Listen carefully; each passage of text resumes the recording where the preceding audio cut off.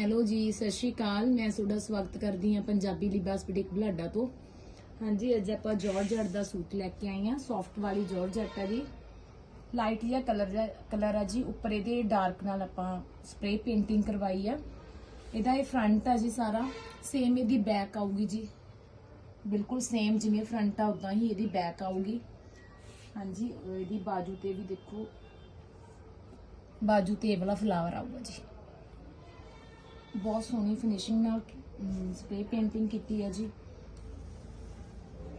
Spray painting light colour ते ज़्यादा सोहनी लगती है जी गर्मियों के अकॉर्डिंग। देखो जी, ਇਹਦਾ दुपट्टा जी ऑर्गेन्जा ਦਾ दुपट्टा फुल स्प्रे पेंटिंग करवाई ਆਪਾਂ दुपट्टे ਦੇ ਉੱਪਰ। ਇਹਦੇ ਤੇ ਆਪਾਂ ਲੈਸ ਨਹੀਂ ਲਗਾਈ। ਅਗਰ ਤੁਸੀਂ ਲੈਸ ਲਗਵਾਉਣੀ ਹੈ ਤਾਂ ਲਗਵਾ ਵੀ ਸਕਦੇ ਹੋ। ਇਹਨੂੰ ਕਿਸੇ ਹੋਰ ਕਲਰ ਕੰਬੀਨੇਸ਼ਨ ਤੇ ਵੀ ਤਿਆਰ ਕਰਵਾ ਸਕਦੇ ਹੋ। हाँ जी, ਅਸੀਂ ਤੁਹਾਡੀ ਚੁਆਇਸ ਦੇ ਅਕੋਰਡਿੰਗ ਤੁਹਾਨੂੰ ਤਿਆਰ ਕਰਵਾ ਕੇ ਦੇਵਾਂਗੇ। Thank you.